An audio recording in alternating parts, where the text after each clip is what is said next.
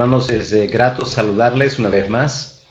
Espero que han tenido un buen fin de semana, que Dios les haya bendecido reuniéndose con sus iglesias, alabando al Señor, escuchando su palabra. Espero también pudiendo servirle en alguna manera en su iglesia y testificando también a amigos familiares de nuestra fe en el Señor Jesús. Esta mañana empezamos una nueva semana de estudios, Efesios. Vamos a orar, dándole gracias a Dios por la vida que nos ha dado, la libertad de estudiar su palabra, las mentes que tenemos para poder reflexionar juntos en la revelación bíblica y el Espíritu Santo que nos puede llevar a toda la verdad en Cristo. Así que vamos a orar un momento y pedir que Dios nos pueda acompañar esta mañana al estudiar juntos su palabra. Oremos. Padre amado, gracias por este nuevo día que tú nos has regalado en tu amor y en tu misericordia. Tu palabra dice, Señor, que nuevas son cada mañana tus misericordias. Padre, es por tu fidelidad que no hemos sido consumidos. Padre, tú eres santo, tú eres perfecto. Nosotros somos llenos de imperfecciones, Señor.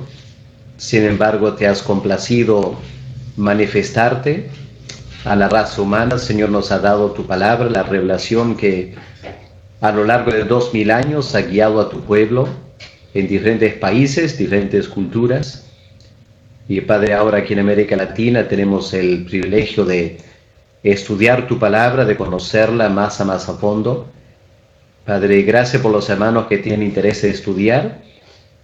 Quiero pedir que esta mañana tu Espíritu nos acompañe, que nos pueda guiar a toda la verdad en Cristo. Padre, es un enorme privilegio conocerte, poder, Padre, estudiar estas cosas que tú has guardado para nosotros, que no has visto a bien revelar ni a los ángeles, pero has revelado a los hijos de los hombres.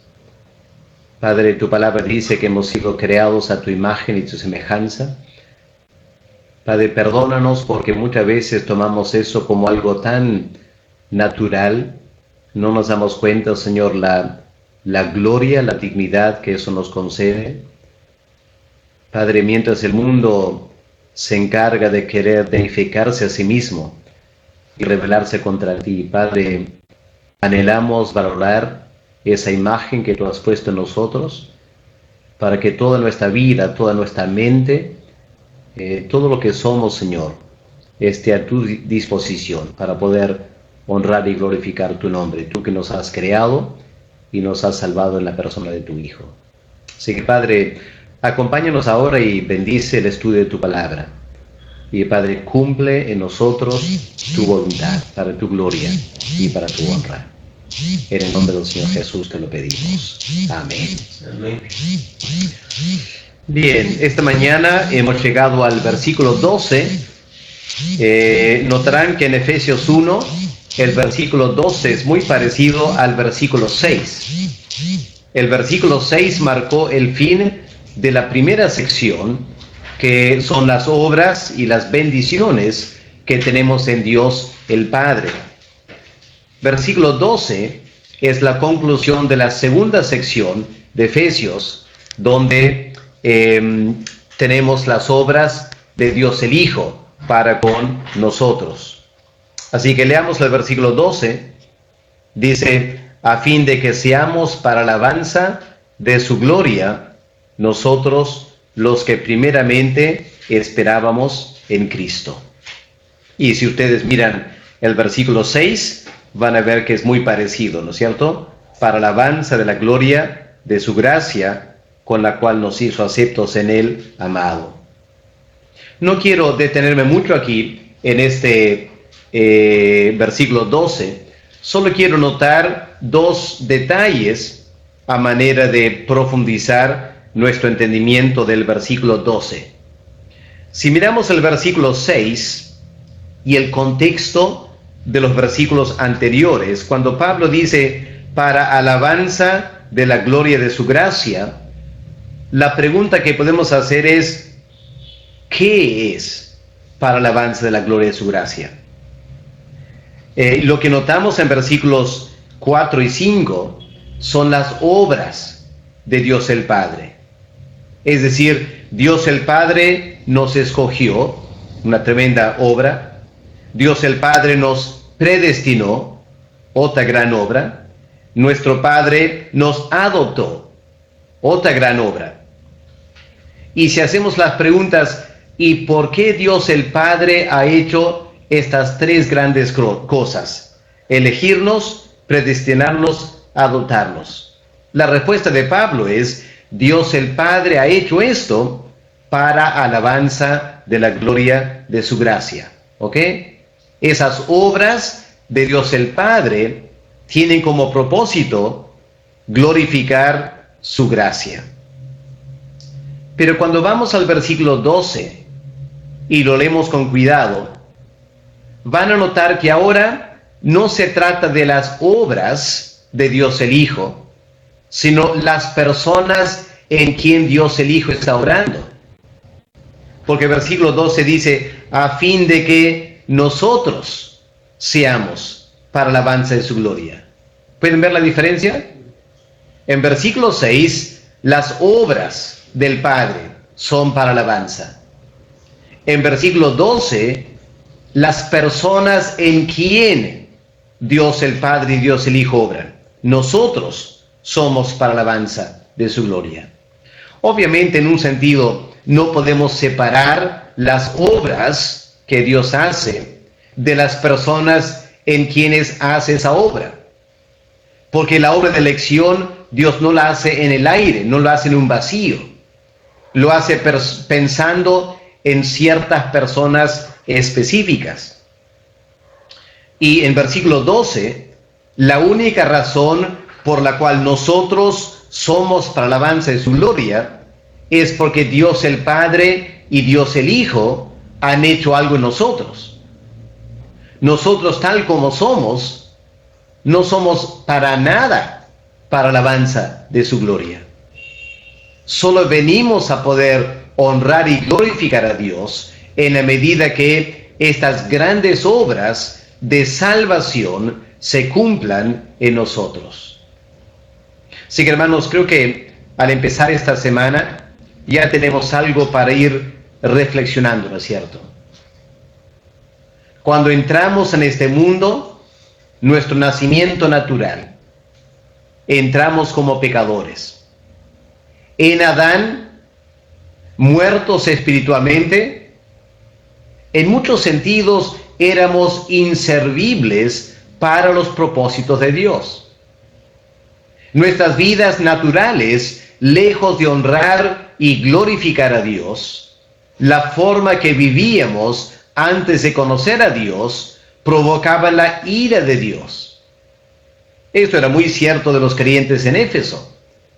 Era muy cierto del apóstol Pablo también.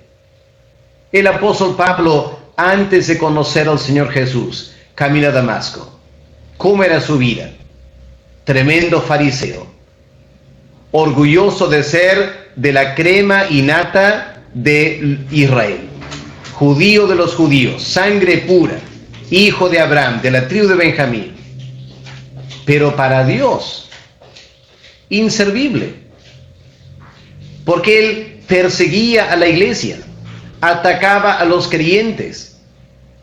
Por un lado, aparentemente, él se jactaba de servir a Dios, pero estaba haciendo la obra de Satanás, no la obra de Dios.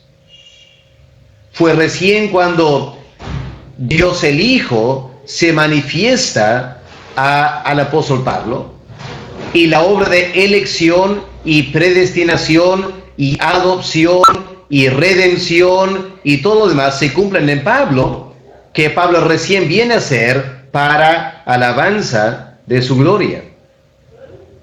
E igual los creyentes en Éfeso, ¿no es cierto?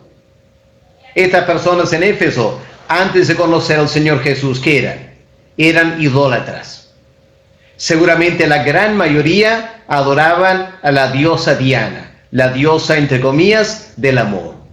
Tenían vidas entregadas a los vicios, sus vidas serían muy tristes, hasta que el Evangelio llegó a sus vidas. Y ahora son para alabanza de su gloria. Y noten cómo Pablo se une con los creyentes en Éfeso. Pablo dice, a fin de que nosotros seamos. No solo Pablo, no solo los efesios, sino todos, la iglesia, para alabanza de su gloria. Hermanos, esta mañana, al empezar esta semana, quiero que piensen en ese momento. Piensa en lo que Dios ha hecho en tu vida. La gran obra de salvación de Dios el Padre y Dios el Hijo. Y podemos entender esta mañana cuál es el propósito de Dios. Nos equivocamos si pensamos que el propósito de Dios era simplemente alegrar nuestras vidas, darnos vidas más satisfactorias. No, hermanos. Dios tenía planes mucho más grandes que eso. Dios habrá de nosotros para que nosotros, delante de los ángeles, delante de los seres humanos y por toda la eternidad, nosotros seamos para alabanza de su gloria. ¿Ok? Ese es el primer detalle para notar esta mañana. ¿Cuál es el segundo detalle? Noten la frase al final del versículo 12. Pablo dice, nosotros, los que primeramente esperábamos en Cristo. Aquí la palabra primeramente, en otras versiones, se traduce antes. Nosotros, los que antes esperábamos en Cristo. Eso sería una traducción más literal del griego. Los que antes esperábamos en Cristo. Ahora la pregunta que tenemos que hacer esta mañana es, ¿a qué se refiere Pablo? ¿Por qué Pablo dice, nosotros los que antes esperábamos en Cristo? Ahora, aquí los comentaristas tienen dos interpretaciones diferentes. Algunos piensan que la palabra antes es una referencia a los judíos. A los judíos que desde el tiempo de Adán, bueno, no tanto Adán, de Abraham en adelante, tenían la esperanza de que un día vendría el Mesías. Y guardaron esa esperanza por 1400 años. Generación tras generación de creyentes del Antiguo Testamento. Moisés y Josué y Samuel y David y Salomón y los profetas Elías, Eliseo, Isaías, Jeremías, Daniel, Ezequiel. Increíble. Todos ellos esperaban la venida del Señor Jesús. Predicaban, escribían sus profecías, anunciaban la venida del Mesías. Y todo el tiempo estaban esperando la venida de Cristo. Esa es una interpretación. La segunda interpretación sería que Pablo está refiriéndose a los que creyeron en Cristo antes de los efesios. Es decir, el apóstol Pablo, los apóstoles, la iglesia en Antioquía, la iglesia en Jerusalén, todos aquellos que antes que el evangelio llegase a Éfeso, ya habían puesto su esperanza en Cristo, pero no haciendo una distinción entre judíos y gentiles. Porque el problema es que cuando vamos al capítulo 2, el apóstol Pablo va a juntar judíos y gentiles en un solo pueblo. Así que es un poco difícil pensar que aquí en capítulo 1, él quiere separar y hacer una distinción muy marcada entre judíos y gentiles. De todos modos, lo que el versículo 12 indica es que la esperanza en Cristo no es algo nuevo. No es algo que recién ha llegado a nosotros, sino que nosotros en el año 2020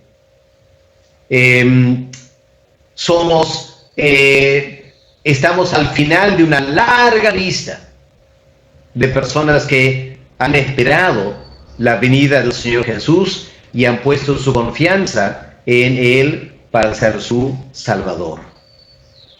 Pasemos entonces ahora al versículo 13 y 14. Aquí tenemos, hermanos, la tercera sección de esta primera parte de la carta a los Efesios.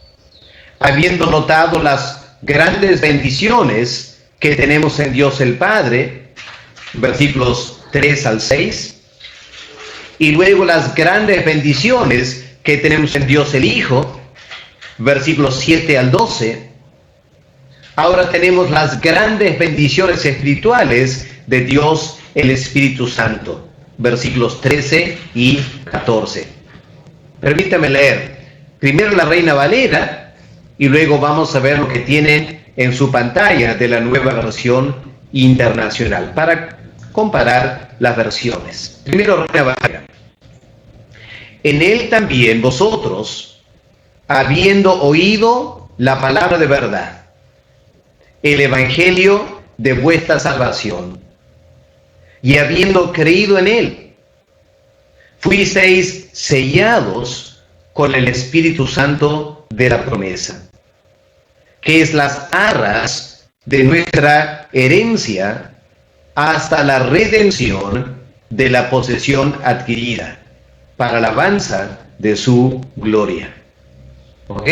Así que aquí las partes claves es fuisteis sellados con el Espíritu Santo, y luego versículo 14, el Espíritu Santo es las arras de nuestra herencia. Estos son dos temas que vamos a estudiar hoy y mañana. Leamos ahora lo que dice la Nueva Versión Internacional, a ver si nos arroja más luz sobre estos versículos. En él también ustedes, cuando oyeron el mensaje de la verdad, el evangelio que les trajo la salvación, lo creyeron. Fueron marcados con el sello que es el Espíritu Santo prometido. Este garantiza nuestra herencia hasta que llegue la redención final del pueblo adquirido por Dios, para la alabanza de su gloria. ¿Ok? Así que aquí la palabra arras ha sido cambiado para garantiza. Este garantiza nuestra herencia. Eso lo vamos a analizar el día de mañana. Vamos a empezar esta mañana notando el versículo 13. Ahora vamos a cómo está el texto en la Reina Valera. La primera frase que tenemos que estudiar esta mañana es: habiendo oído la palabra de verdad y habiendo creído en él, fuisteis sellados.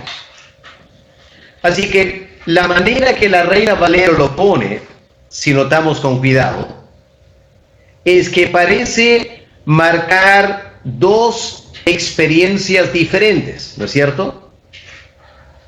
¿Cuál es la primera experiencia?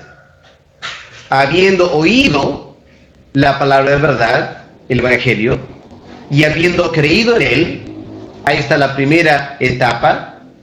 La segunda es: fuisteis sellados. ¿Ok? Ven como la Reina Valera hace notar dos momentos diferentes en la experiencia del creyente. Primero, la experiencia de escuchar el evangelio y creer el evangelio, y después de ser sellados con el Espíritu Santo de la promesa. Si volvemos un momento a la versión internacional, puede notar que aquí la Nueva Versión Internacional tiende a unir las dos experiencias y hacer de ellas una sola, porque dice la Versión Internacional: cuando oyeron el mensaje de la verdad, el evangelio que les trajo la salvación, y lo creyeron, fueron marcados. Así que la palabra cuando está diciendo: en ese momento cuando oyeron, también fueron marcados. Así que noten esa sutil distinción entre las versiones. Ahora, las diferencias que para muchos podían ser casi inconsecuentes o difícil de notar la diferencia, ha generado enormes debates teológicos, aunque no lo crean.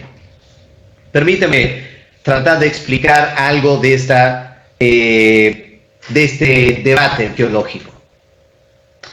Algunos, y entre ellos hay que colocar el destacado predicador Martyn Lloyd-Jones, un tremendo predicador y siervo de Dios.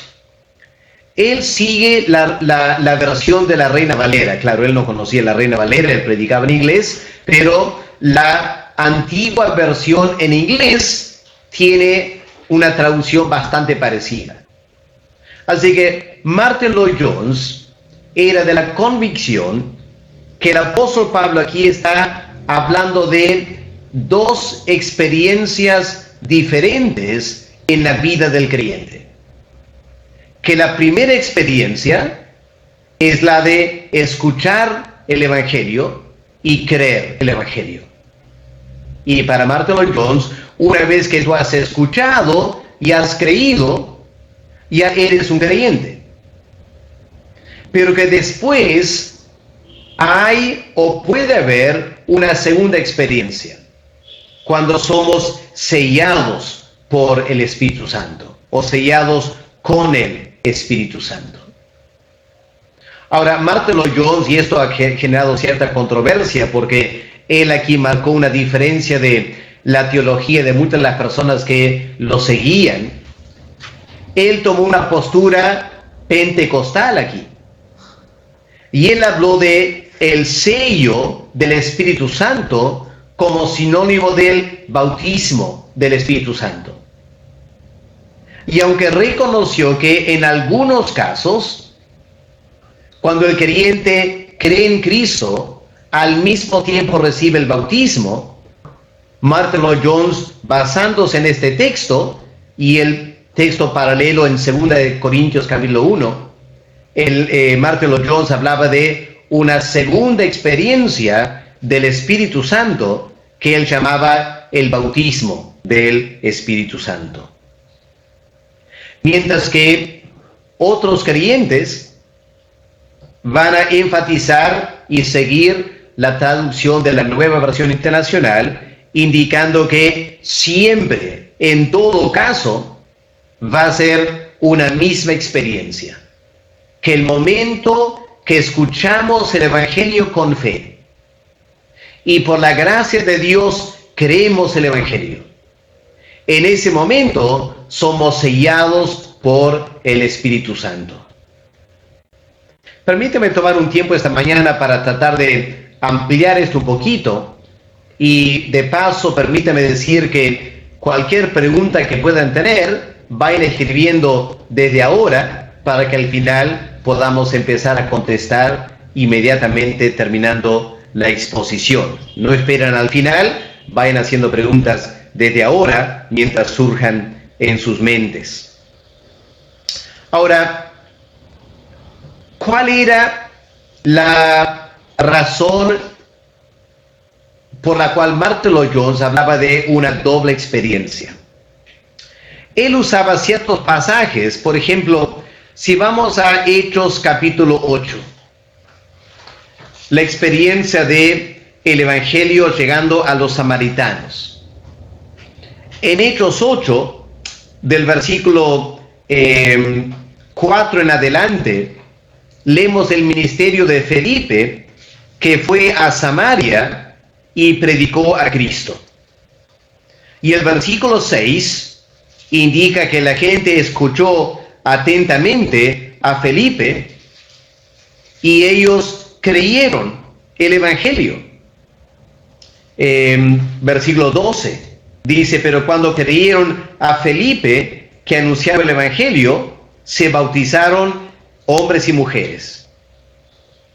Sin embargo, más adelante, versículo 14, cuando los apóstoles escucharon que en Samaria muchos se estaban convirtiendo, los apóstoles fueron a Samaria para verificar los sucesos. Y miren lo que leemos en versículo 15. los apóstoles Pedro y Juan, habiendo venido, oraron por estos creyentes en Samaria. Y noten para qué oraron: para que recibiesen el Espíritu Santo, porque aún no había descendido sobre ninguno de ellos, sino que solamente habían sido bautizados en el nombre de Jesús. Entonces les imponían las manos y recibían el Espíritu Santo. Así que ahí Martyn Lloyd-Jones dice, aquí tenemos lo que el apóstol Pablo está diciendo en Efesios capítulo 1. Primero escucharon el Evangelio de Felipe y creyeron. Pero luego, cuando los apóstoles vinieron, pudieron notar que algo faltaba en sus vidas. Oraron por ellos y repentinamente lo que les faltaba fue suplido cuando el Espíritu Santo vino sobre ellos. Así que este es un pasaje que Martyn Lloyd-Jones usa para sustentar este concepto de dos experiencias del creyente: conversión y luego, después de la conversión, el bautismo en el Espíritu Santo. Otro ejemplo sería lo que leemos en Hechos, el capítulo 19, creo que es. Sí, Hechos 19. Aquí, precisamente, el caso de creyentes en Éfeso. El primer contacto que Pablo tuvo con las personas en Éfeso. Miren capítulo 19 de los Hechos. Aconteció que entre tanto que Apolos estaba en Corinto, Pablo, después de recorrer las regiones superiores, vino a Éfeso. Y hallando a ciertos discípulos les dijo: ¿recibisteis el Espíritu Santo cuando creísteis? Ellos le dijeron: ni siquiera hemos oído si hay Espíritu Santo. Entonces dijo: ¿en qué pues fuisteis bautizados? Ellos dijeron: el bautismo de Juan. Dijo Pablo: Juan bautizó con bautismo de arrepentimiento, diciendo al pueblo que creyesen en aquel que vendría después de él, esto es, en Jesús el Cristo. Y cuando oyeron esto, fueron bautizados en el nombre del Señor Jesús. Y habiéndoles impuesto Pablo las manos, vino sobre ellos el Espíritu Santo, y hablaban en lenguas y profetizaban. Así que, otra vez, esta es una experiencia que Martyn Lloyd-Jones usa para sustentar su concepto de dos experiencias del creyente: conversión seguido por el bautismo en el Espíritu Santo. Ahora, Martyn Lloyd-Jones no estaba de acuerdo que el bautismo en el Espíritu Santo sería siempre acompañado por el don de lenguas. Él decía que las manifestaciones podían variar, pero que para él había esta doble experiencia. Ahora la pregunta sería, ¿vamos a seguir a Martyn Lloyd-Jones en su análisis?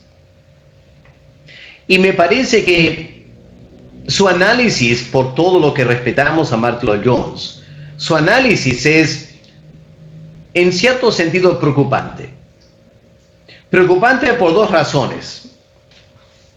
En primer lugar, si volvemos a Efesios 1, versículo 13, si vamos a aceptar lo que Martyn Lloyd-Jones dice, y muchos como él dicen, estaremos diciendo que lo que Pablo está enseñando en versículo 13 es que no todos los creyentes han sido sellados con el Espíritu Santo. Ahora, eso viene a ser un gran problema cuando llegamos al versículo 14. Porque el versículo 14 dice que el Espíritu Santo es las arras, la garantía de nuestra herencia. Y estaremos diciendo entonces que hay ciertos creyentes, quizás muchos creyentes, que viven la vida cristiana por años sin recibir el sello del Espíritu Santo. Ahora, creo que eso es bastante problemático porque, como veremos en un momento, la esencia del sello es que marca al creyente como genuino. Es Dios poniendo una marca sobre el creyente diciendo, este es mi hijo. Y me parece bastante problemático, teológicamente hablando, de decir que pueden haber creyentes que no tienen el sello del Espíritu Santo. Porque al final, si no tienen el sello del Espíritu Santo, la pregunta sería, ¿tienen el Espíritu? Porque si volvemos a Hechos capítulo 8, lo que Lucas está diciendo es que antes que los apóstoles llegaran, esos creyentes no tenían el Espíritu Santo. No es que tenían el Espíritu y les faltaba el sello. Dice claramente en Hechos 8, recibieron recién porque no había llegado el Espíritu Santo sobre ellos. De igual modo en capítulo 19, esos discípulos dijeron, ni hemos escuchado que hay Espíritu Santo. Eso indicaría que el evangelio que escucharon estaba seriamente defectuoso. Y la verdad, hermanos, es que hay bastantes razones por decir que tanto Hechos 8 como Hechos 19 son situaciones muy particulares, sui generis, que no podemos tomarlos como normativos para todo creyente, como Martyn Lloyd-Jones lo hace. En primer lugar, hay que notar en Hechos 8 dos detalles. Si miramos el texto con cuidado, vamos a ver que lo que dice Lucas es que cuando Felipe predicó el evangelio e hizo señales y milagros, la gente creyó a Felipe. No dice que creyeron en Cristo. Le creyeron a Felipe porque hizo estas grandes señales. Pero cuando los apóstoles llegaron, notaron algún problema en la vida de estos, entre comillas, nuevos creyentes. Y por eso oraron por ellos. ¿Qué estaban orando? Para mí, estaban orando por una verdadera conversión. Y es lo que Dios hizo. Les dio una verdadera conversión para que en esa manera, bajo la autoridad de los apóstoles, los samaritanos sean incluidos en la iglesia en Jerusalén. Y Dios es muy sabio. Si estas personas se hubieran convertido realmente por Felipe y hubieran recibido el Espíritu Santo por Felipe, entonces la iglesia en Jerusalén, los judíos teniendo cierta antipatía a los samaritanos, quizás los hubieran marginado. Pero la forma que Dios obró, no permitiéndoles una verdadera conversión hasta que los apóstoles llegaran, como unió la iglesia en Samaria con la iglesia en Jerusalén, para que no haya división al inicio de la iglesia cristiana. Así que me parece que Hechos 8 es sui generis por esa razón. De igual modo, capítulo 19. Porque la pregunta es, ¿quién les había predicado? Antes que Pablo llegó, ¿quién les había predicado? Y Lucas dice que fue Apolos. Pero si leemos el capítulo antes, vamos a leer que aunque Apolos era un hombre elocuente, solo conocía el bautismo de Juan. Hasta que una pareja de la iglesia primitiva lo escucharon, le instruyeron mejor y luego él continuó predicando el verdadero evangelio de Cristo. Pero cuando había predicado en Éfeso, había predicado el evangelio truncado que él tenía antes. Y por eso parece que estas personas en Éfeso, antes que Pablo llegara, eran discípulos de Juan el Bautista, no de Jesús de Nazaret, porque no habían escuchado todo el evangelio todavía. Otra vez entonces es un caso sui generis.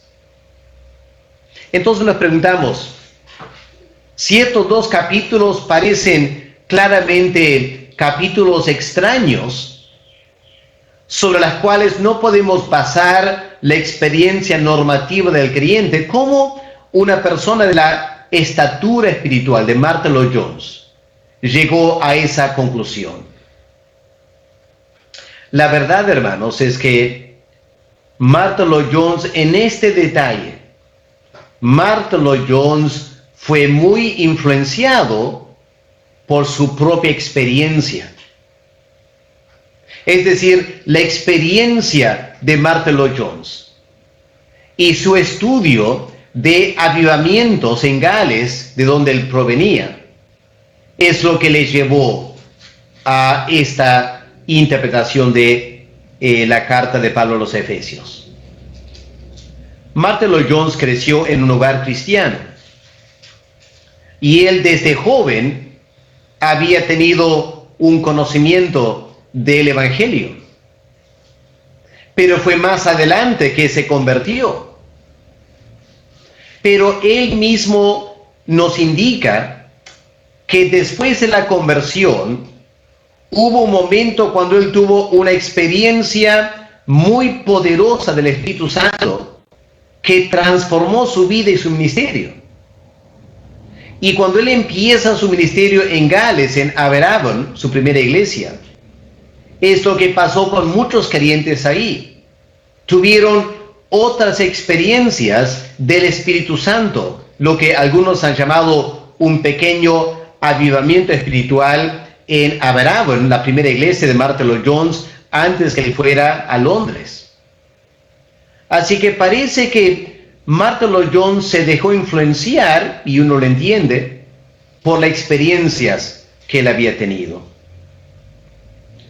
El problema que personalmente yo tengo con esta frase, el bautismo del Espíritu Santo, es que nunca tenemos esa expresión en las cartas apostólicas. Ahora, si realmente el bautismo en el Espíritu Santo es una segunda experiencia después de la conversión, uno esperaría que en alguna de las grandes cartas de Pablo, Romanos o Efesios, en la parte práctica, donde Pablo está hablando acerca de la vida cristiana, uno esperaría que en alguna parte Pablo diría, hermanos, busquen el bautismo en el Espíritu Santo. Pero nunca encontramos eso. Más bien, si miramos 1 Corintios, el capítulo 12, tenemos lo más cercano a lo que podríamos llamar el bautismo del Espíritu Santo. Lo tenemos en 1 Corintios 12 y el versículo 13. Miren versículo 13, donde Pablo dice, porque por un solo Espíritu fuimos todos bautizados. Bautizados en un cuerpo, sean judíos o griegos, sean esclavos o libres, y a todos se nos dio a beber de un mismo espíritu. Hermanos, aquí tenemos el bautismo del Espíritu Santo. Noten esa preposición del. Es el bautismo que el Espíritu Santo efectúa. Ahora, el bautismo que Él efectúa es cuando Él toma al creyente y lo coloca en el cuerpo de Cristo. Y claramente eso ocurre en el momento del nuevo nacimiento. Enseguida que una persona nace de nuevo, es integrado por el Espíritu Santo a la iglesia universal, la verdadera iglesia de Cristo. Y en ese momento se nos dio a beber de un mismo espíritu. Y noten que en versículo 13 de 1 Corintios 12, el apóstol Pablo dice, esta es la experiencia de todos, no de solo un grupo. Porque él dice, porque por un solo espíritu fuimos todos bautizados. Y recuerden que al escribir a la iglesia en Corinto, Pablo no está escribiendo precisamente a hombres y mujeres muy consagrados a Dios, que digamos. Piensen en la cantidad de pecados que había en la iglesia. Sin embargo, Pablo dice, los creyentes en Corinto, todos, han tenido el bautismo del Espíritu Santo. ¿Cómo resolvemos este dilema entonces? Creo que lo resolvemos en la siguiente manera. No hay que hablar del bautismo del Espíritu Santo, sino hay que hablar del bautismo en el Espíritu Santo. Ahora, el bautismo en el Espíritu es lo que Cristo hace, no el Espíritu Santo. Pero para el creyente no se trata de un solo bautismo. Obviamente hay la experiencia inicial en la cual todos recibimos el Espíritu Santo. Pero pueden haber después otras experiencias del Espíritu Santo. No el bautismo del Espíritu, sino la llenura del Espíritu. Hay que tener cuidado con la terminología. El apóstol Pablo en esta carta a los Efesios, en capítulo 5, va a decir, tenemos que ser llenos del Espíritu Santo. El creyente debe buscar la llenura del Espíritu Santo. Pero nunca leemos que el creyente debe buscar el bautismo del Espíritu Santo. Lo que Martin Lloyd-Jones experimentó en su vida como creyente no fue un bautismo del Espíritu, sino la llenura del Espíritu Santo. Al igual que los creyentes en su primera iglesia en Abraham. Y hermanos, el creyente debe buscar día tras día, más y más, la llenura del Espíritu Santo. Porque en la medida que tenemos la llenura del Espíritu Santo, vamos a tener poder espiritual para vivir la vida cristiana. Y la verdad, hermanos, es que Martin Lloyd-Jones estaba muy preocupado por eso. Lo que le llevó a enfatizar esto de una segunda experiencia del Espíritu Santo en la vida del creyente era la pobreza espiritual que él podía ver en la gran mayoría de creyentes en Inglaterra el siglo XX. Él podía ver, por ejemplo, habían muchísimos creyentes que simplemente no tenían la absoluta convicción de ser creyentes. Vivían la vida cristiana, pero a veces con dudas. ¿Soy creyente? ¿No soy creyente? Es un gran problema.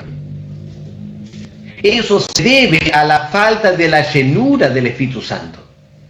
Porque cuando el Espíritu Santo viene y nos llena, Él nos da esta garantía, esta tremenda seguridad de ser hijos de Dios. Segundo lugar, Martin Lloyd-Jones podía ver claramente en Inglaterra, había muchos creyentes en la iglesia que no tenían el gozo del Espíritu Santo. Vivían vidas cristianas medio apagadas, con muchas luchas y dificultades, y decían cosas como, qué difícil es ser creyente y voy a tener que batallar toda mi vida hasta llegar al cielo. Y Martin Lloyd-Jones correctamente dijo, Dios no quiere que vivamos así. Pero ¿de dónde viene el gozo y el poder en la vida cristiana? Del Espíritu Santo. Lo que hay que buscar es la llenura. Quizá él se equivocó en usar la palabra bautismo, pero indudablemente Martin Lloyd-Jones tenía toda la razón. Lo que la iglesia necesitaba era una llenura del Espíritu Santo. Eso es lo que pasa en un despertar espiritual. El Espíritu Santo viene sobre verdaderos creyentes y los llena de poder espiritual. Y hermanos, hoy en día es lo que nos hace falta también. La iglesia evangélica ha crecido mucho en América Latina.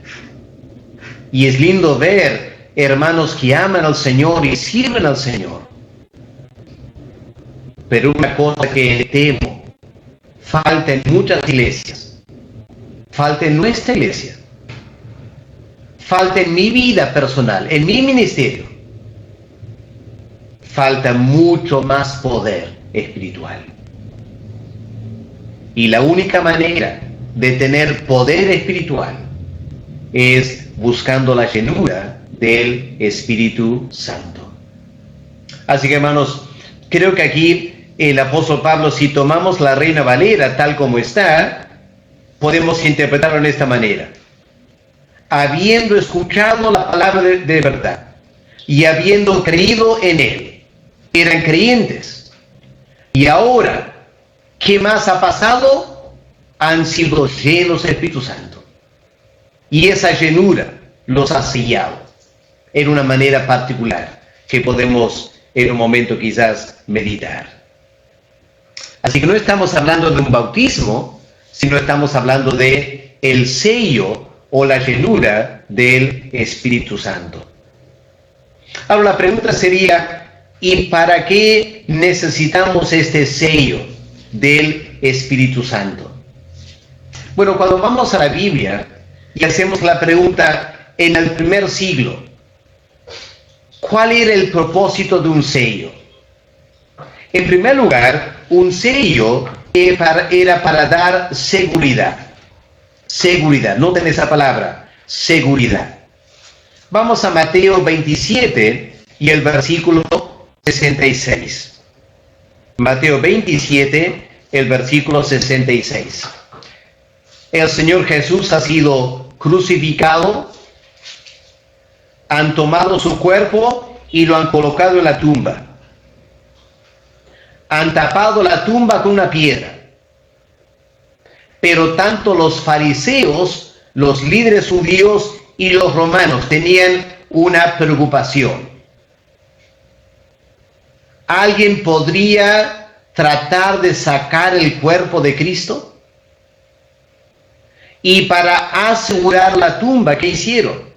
Versículo 66.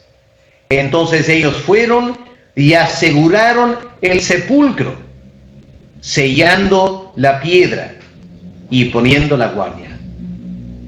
Así que tomaron un poco de cera, me imagino bastante cera, lo derritieron y lo colocaron sobre la piedra, en tal manera que parte de la cera se pegó a la piedra y parte de la cera se pegó a la pared. Sellaron la puerta. Porque si una persona venía y movía esa roca, rompía el sello. Y podía quedar claro, alguien ha movido esta piedra, porque la cera está rajada. Era una forma de asegurar. Pero cuando vamos a Juan capítulo 6, vamos a ver la palabra sello usado de otra manera.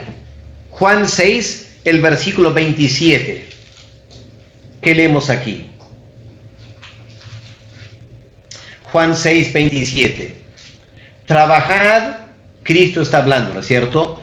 Trabajad no por la comida que perece, sino por la comida que a vida eterna permanece, la cual el Hijo del Hombre os dará. Porque a este, ahora dice señaló, pero en griego es selló. A este selló Dios el Padre. Ahora la pregunta sería, ¿en qué manera Dios el Padre selló a Jesús de Nazaret para marcar a Jesús de Nazaret como el verdadero, genuino Hijo de Dios?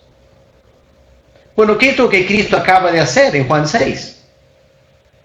Acaba de hacer el gran milagro de multiplicar los panes y los peces. Los milagros que Cristo hacía en el poder del Espíritu Santo era el sello que indicaba que él era no cualquier hombre, no un simple profeta, sino el eterno Hijo de Dios encarnado. El Padre lo ha sellado a través de los grandes milagros que él hacía. Así que el sello es para marcar algo como genuino. Hoy en día, por ejemplo, si el alcalde de Trujillo envió un documento a nuestra iglesia, él va a querer saber que nosotros tomamos esa carta como genuina. No vaya a ser una carta falsificada. Así que, ¿qué hace el alcalde? Él tiene su sello personal. Y al fin de la carta, ¿qué hace? Sella la carta. Sella su firma. Y ese sello que solo él tiene es una garantía que esta carta es genuina. Viene del alcalde de Trujillo. Ahora vamos a Efesios 4, el versículo 30, para notar otro uso de la palabra sello o el concepto de sello. Efesios 4, versículo 30. Pablo escribe: no contristéis al Espíritu Santo de Dios, con el cual fuisteis sellados para el día de la redención. Interesante, ¿no? Fuisteis sellados para el día de la redención. ¿Cuál es el concepto aquí? El concepto aquí es protección. Han sido sellados para ser protegidos, para que nada los haga daño hasta el día de la redención. Lo que Pablo está diciendo es: ustedes han sido salvos por la gracia de Dios, pero falta ahora tiempo hasta la segunda venida. ¿Qué garantía hay que ustedes, entre comillas, no van a perder la salvación o echar a perder la salvación? ¿Cómo sabe que no van a volver al mundo y dar marcha atrás? Bueno, han sido sellados, protegidos. Y vamos a Apocalipsis capítulo 7 para la última referencia del sello. Apocalipsis 7, el versículo 3.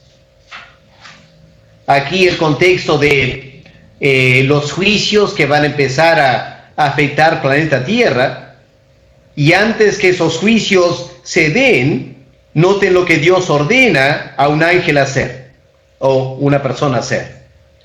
No hagáis daño a la tierra, ni al mar, ni a los árboles, hasta que hayamos sellado en su frente a los siervos de nuestro Dios.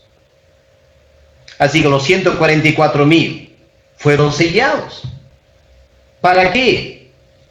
Para que cuando viniesen los juicios no afectaran a los verdaderos creyentes. Fueron sellados para marcarlos como pertenecientes a Dios, para que los juicios sobre pecadores en la tierra no cayeran sobre estos creyentes. Ahora, tenemos que juntar todas esas cosas, ese uso del sello para dar seguridad, para marcar como genuino, para proteger, para marcar como pertenecientes a Dios. El sello es dado.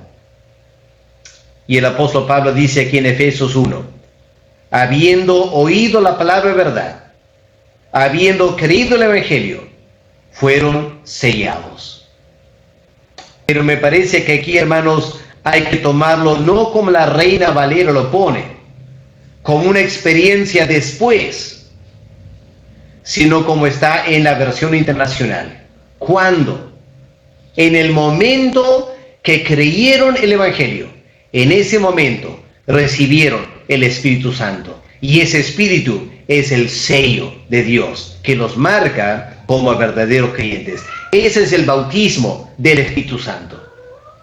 Más adelante, el creyente puede tener y debe tener otras experiencias, pero vienen después. No es el bautismo, es otras obras del Espíritu Santo en nuestras vidas. Pero el sello general viene el momento del nuevo nacimiento. Qué lindo saber que todo verdadero creyente ha sido sellado por el Espíritu Santo.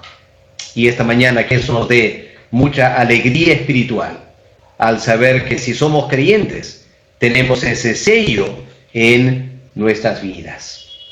Ok, hermanos, mañana vamos a continuar viendo y el Espíritu Santo cómo obra en nuestras vidas para darnos esa seguridad. Eso lo vamos a ver mañana cuando vemos estas arras de nuestra herencia hasta la redención de la posesión adquirida. ¿Ok? Lo dejamos ahí, hermano, por esta mañana y vamos a ver si hay preguntas para contestar antes de terminar la exposición esta mañana.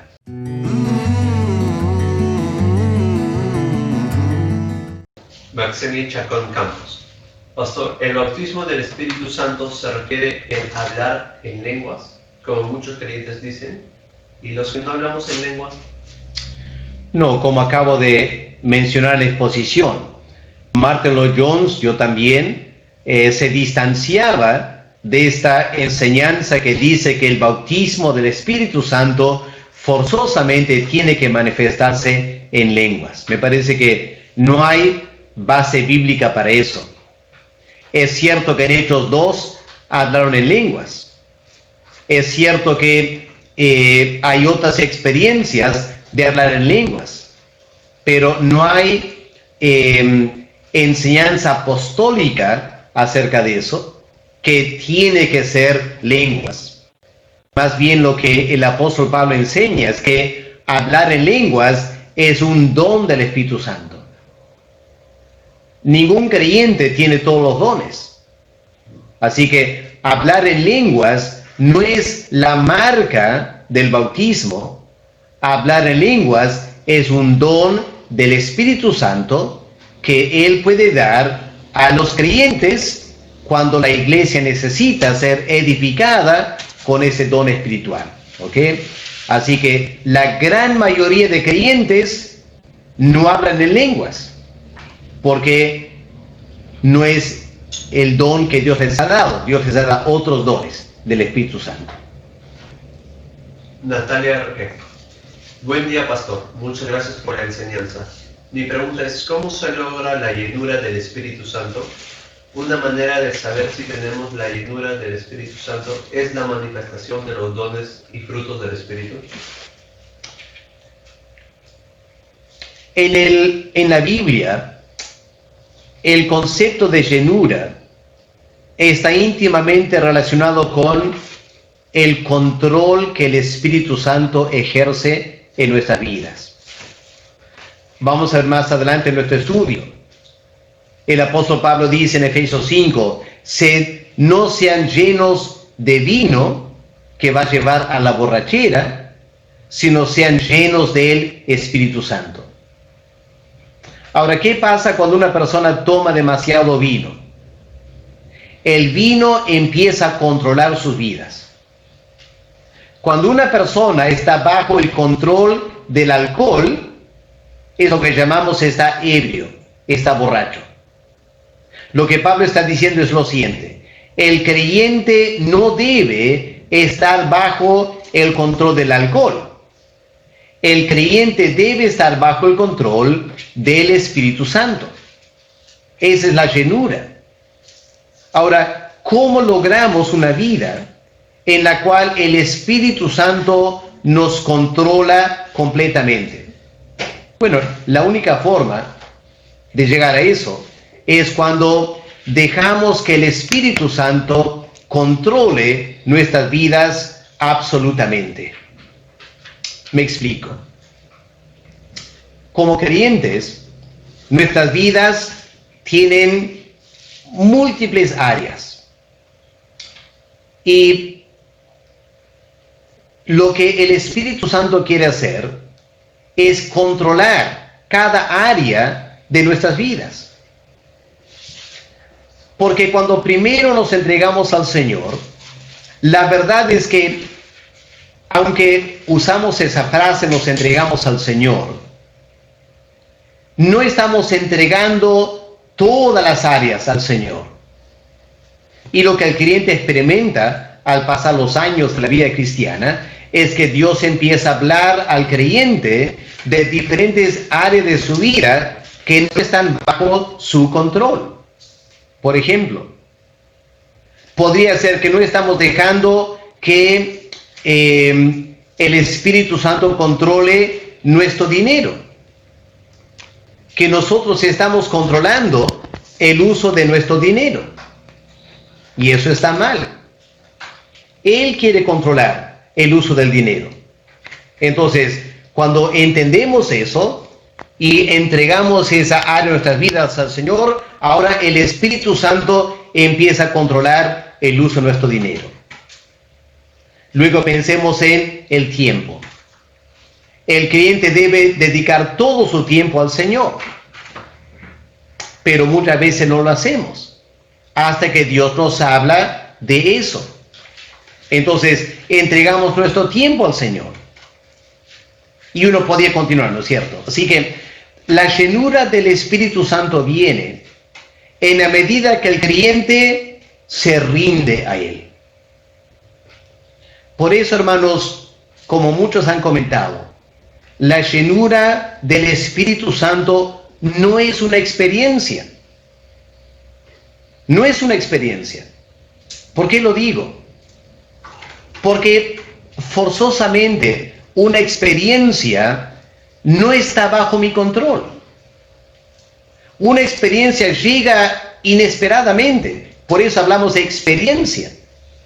Por ejemplo, ¿alguien se habrá enamorado porque ha decidido hoy me voy a enamorar?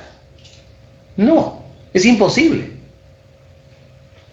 El enamoramiento es una experiencia que a veces te agarra por sorpresa.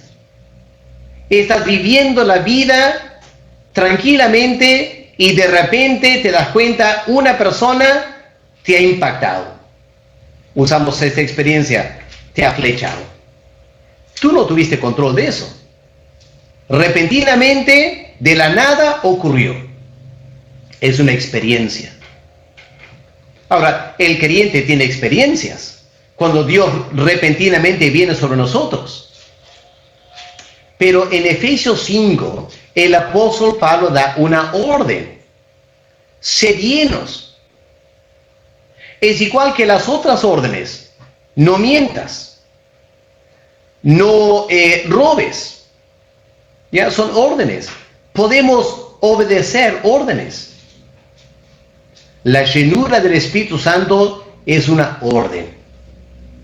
Ahora, cuando obedecemos esa orden y nos entregamos al control del Espíritu Santo, lo que muchísimas veces ocurre es que de repente el Espíritu Santo mismo nos da nuevas experiencias, más gozo, más alegría, más poder, más libertad. Inclusive más dones del Espíritu Santo. Pero esos son añadidos, extras. No es lo importante. Lo importante es la obediencia de entregarnos al Espíritu Santo. Espero que esto nos ayude a entender esta experiencia, esta orden de parte de la Biblia en cuanto a el Espíritu Santo en nuestras vidas. El Tsunamita Quiroz Aro. Pastor, buenos días. Mi pregunta es, ¿cuál es el significado de arras? Te estás adelantando un poquito. Mañana lo vamos a ver cuando explicamos el versículo 14, ¿ya? Hay mucho material para un día. Espera, mañana vamos a contestar tu pregunta. Mateo Yarem Aguilar Ávila. Buenos días, pastor. Un creyente que tiene temores, ¿tiene el Espíritu Santo o es por falta de comunión con Dios? Es posible ser un verdadero creyente y tener temor. Por eso hay indicaciones en los hechos, en algunas cartas de Pablo, de Pedro, que no debemos tener temor, ¿ya? Pero hablando a creyentes. Temor es una reacción natural cuando algo nos sorprende o nos asombra o nos asusta. Así que podemos tener un momento de temor. Si yo salgo a caminar por Trujillo y repentinamente escucho pisadas tras mí y escucho el sonido de un arma, obviamente voy a tener miedo. Eso es natural. Eso no es un reflejo malo de mi vida espiritual. Pero si yo estoy aquí en la casa y día tras día estoy en pánico de contagiarme del COVID-19, a eso sí es un problema. Porque vivir con esa clase de temor día tras día, cuando no hay una razón particular por tener miedo, eso ya indica por lo menos una falta de madurez espiritual, una falta de confianza en Dios, que es un síntoma de inmadurez espiritual. Así que ahí sí tenemos que preocuparnos, ¿ok? Así que en ciertos contextos, temor indica una falta de madurez espiritual. Alejandro Peter Araujo Girón. Pastor Donnelly, 2 preguntas. 1. Entonces, la morada del Espíritu Santo, el sello y el bautizo del Espíritu Santo ocurren en un mismo tiempo en la conversión. Y 2. La plenitud del Espíritu Santo es lo que el creyente debe buscar. Y si podremos lograr esa plenitud total. Bueno, lo que Pablo dice en Efesios, en 1 Corintios 12, el bautismo del Espíritu Santo, eso ocurre en el momento de nuestra conversión. El apóstol Pablo en Romanos 8 nos dice que si no tenemos el Espíritu Santo, no somos de Cristo. Así que el creyente ya es templo del Espíritu Santo. Eso tenemos en 1 Corintios. No tienes que ser un creyente maduro para tener el Espíritu Santo. Basta con que tengas verdadera fe, que el Espíritu Santo te ha dado el nuevo nacimiento.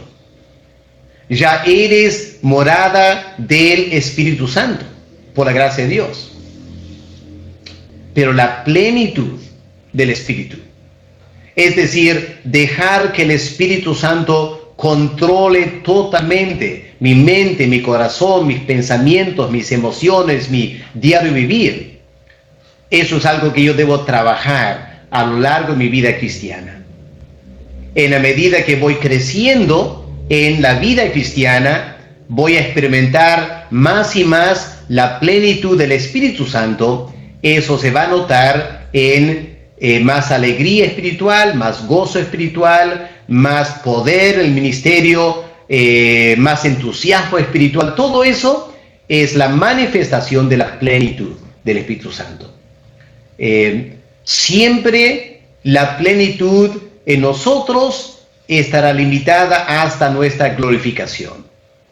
La única persona en la tierra que ha tenido 100% la plenitud es el mismo Señor Jesús. A nosotros nos espera la glorificación para llegar a eso todavía. José Miguel Escurra González. Pastor, algunas personas tienen experiencias que dicen que van al infierno y otras cosas, y dicen que también es una experiencia del Espíritu Santo. ¿Eso es bíblico? Hermanos, lo que Dios quiere que sepamos del infierno, lo tenemos aquí en la Biblia.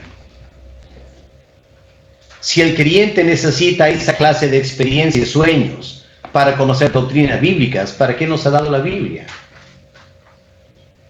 Yo diría que hay que tener muchas dudas de todos esos sueños.